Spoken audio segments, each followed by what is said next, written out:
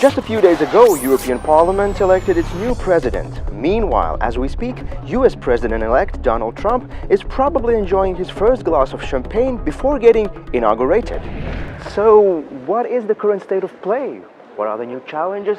And what kind of bridges Europe has to build with its new counterpart on the other side of the ocean? Let's find it out. I wouldn't have voted for Donald Trump. If I'd been an American, I'd have voted for Gary Johnson. I think he has significant liabilities as a president, but the American people have made their decision. European establishment so far has been rather unprepared for Mr. Trump's arrival. European leaders still have accommodated themselves to that new situation.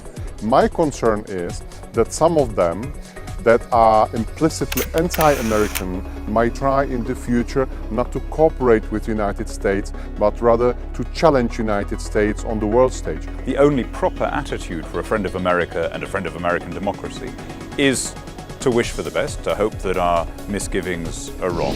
You know, from a British point of view, I'm delighted to see that in one respect, there's very good news, which is that Donald Trump is keen on having a comprehensive bilateral free trade agreement. Free trade works everywhere it's been practiced. It raised Britain in the 19th century. The only way to defeat protectionism is to show that the alternative is better. I would imagine that you personally, Mr. Hannan, wouldn't be too worried on Trump's remarks towards the EU, but what about the NATO?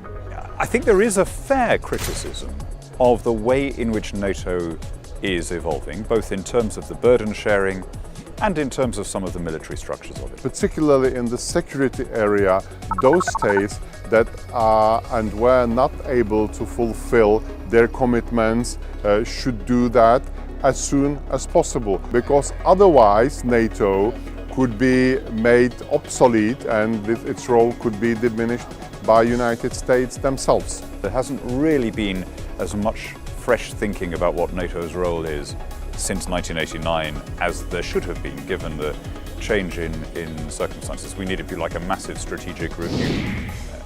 There's an awful lot of unfounded and unproved rumor about Russian involvement in the US election. On the other hand, there's some stuff that is clearly on the record. I have no illusion about Russian activities, about what could be called a hybrid war, and about their abilities to disinform and misinform. And I'm amazed that that is not the biggest issue in the world right now. But on the other hand, the President of the United States is elected by American people.